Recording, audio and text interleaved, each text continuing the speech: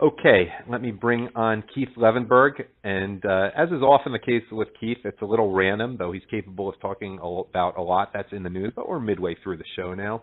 And I want to talk to him about something I saw him posting on Facebook related to a topic that I come to every now and then, which is the scam that is the higher education industry and the perhaps, well, I haven't really gotten into this much, the perhaps even bigger scam that is the student loan industry, and what Keith proposes should be done about that. So with that in mind, let me welcome Keith Levenberg. Hi, thanks for having me on again. Okay, so remind people what you wrote, or maybe just read verbatim what you wrote if it's not too long, and give people the basic gist of what you said. Yeah, so I mean, I think you kicked it off by posting a link to some comments Rush had made about, millennials thinking that student loans are a bigger social problem than, potentially getting nuked by North Korea and how horrible that is. And I don't know, exactly, where Rush ended up going with it, but the subtext seemed to be another one of those pieces, like those silly, selfish, out of touch millennials, and fine, fair enough as far as it goes. But my initial reaction is that this is not really something that we should necessarily be criticizing. These people, I think, in many respects, have a very legitimate grievance. And there was a lot of discussion, during the election season about, what Trump could do to get some of the Bernie votes. It was sort of a rare opportunity for a Republican, because if the Republicans had nominated Ted Cruz, nobody was going to switch from Bernie Sanders to Ted Cruz. But Trump was sort of an unconventional Republican, and he had an opportunity to make an appeal, without sacrificing, a lot of his views that are really core conservative views. He could have made an appeal to sort of the Bernie Sanders types related to their grievances around, how they've been treated by the education system in the country. By the way, Keith, I got to interject. How ironic is some of the legal issues Bernie's going through now? I mean, it's not directly related, but the way his wife ran the college into the ground. Yeah. Well, but that's it, right? Who runs the higher ed system in this country? Who is in charge? Who is basically, turned it into just a breeding ground for left-wing advocates? It's liberals. So there's no reason that Republicans should be going to the bat, for an industry whose main goal is to churn out future left-wing advocates. So I mean, let's start from what I think is a very important premise here that I don't think a lot of people get. It's like I get phone calls and mailings all the time from the college I went to, from law school, asking for money.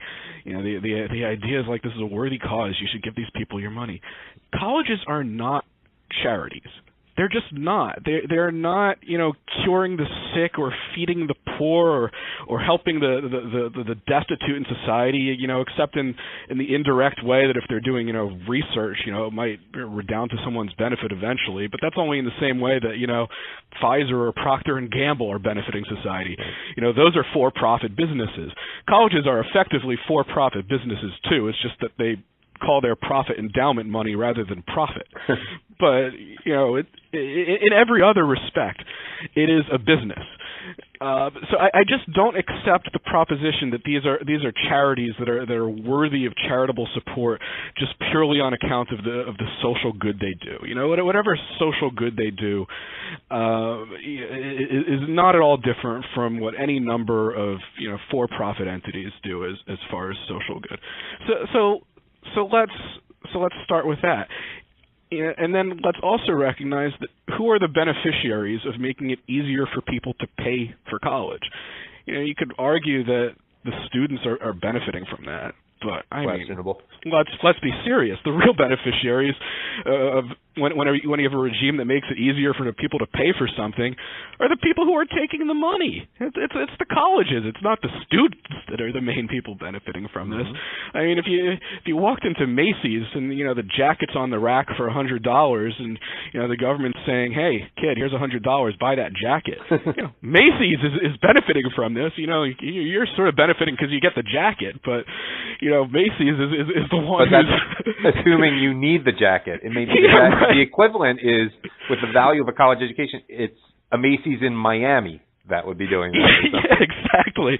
Whether you're benefiting it or not, benefiting from it or not as a consumer depends a lot on how well it's made and how long it lasts. And maybe you can tell that from looking at it on the rack, and maybe you can't. But somebody else is counting the money. They are the immediate and most direct beneficiaries of this. Right. So recognizing that we have this whole regime where we've accepted that education is some sort of charity endeavor, and that we want to, channel money to it.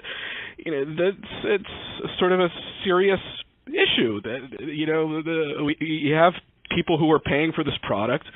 It may or may not be a good product, and Republicans can offer reforms to this that are the types of things that these millennials, at least say they want. They want it. They are complaining about being crushed under, a very difficult debt burden. There are reforms Republicans can propose to remedy that. None of these ideas are original with me. They've been percolating around forever, but for whatever reason, Republicans don't seem to want to seize on this opportunity to potentially expand their voter base. Right now, if you go bankrupt, you can't discharge your student loans. You still have to keep paying them off. Well, why is that? That's not a benefit to the people who are paying off the loans. It's a benefit to the colleges that lets them collect more money. And again, who's running the colleges? Liberals.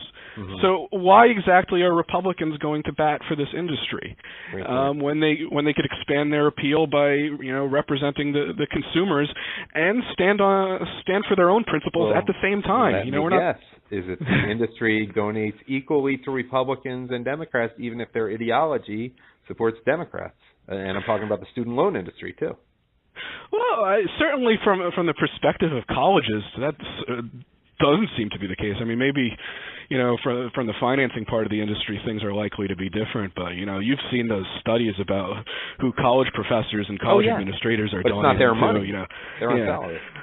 Well, I mean, there are personal donations. You can see, there are like college economics departments that have zero Republicans and millions of dollars of donations to Democrats, and not even like lit crit departments, but economic departments.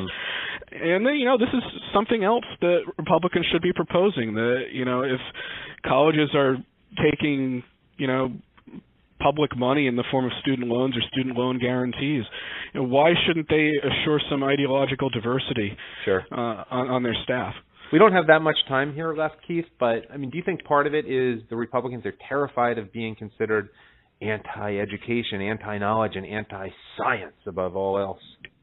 Oh, yeah. If they put thought into it at all, maybe that's not why they're taking this issue head on. But these days I'm just so, disappointed and disillusioned with what the Republican Party is doing, or, more accurately not doing, that I don't even know if they think of it at all. They have a sort of a once-in-a-generation golden opportunity to accomplish some real conservative reform here, and they're just sitting on their hands and not doing anything. By this point in George W. Bush's presidency, we already had our tax cut checks in hand. Right. Any final thoughts on this issue? Yeah, well, the other thing that always struck me is the horrible thing that colleges get away with is the blatant price discrimination, right? Going back to buying the jacket in a department store. Can you imagine what it would be like if you were like, how much is this jacket? And the answer was, well, how much have you got?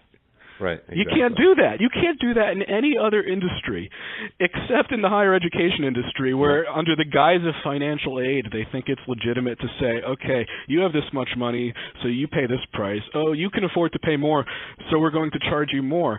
And again, it all arises from this fiction that we treat these organizations as charities, but they're not charities. They're businesses just like any other business, and that's the way we should look at them. Well, Keith, it's been great having you on, as always, with your insights. And now I'll let you go back to your big-time law job. But we are going to check in with you, hopefully, in a few days to discuss your love of wine and how that developed and practical tips for us commoners. So fun stuff. Always a pleasure. Well, great having you on. Thanks for coming on today.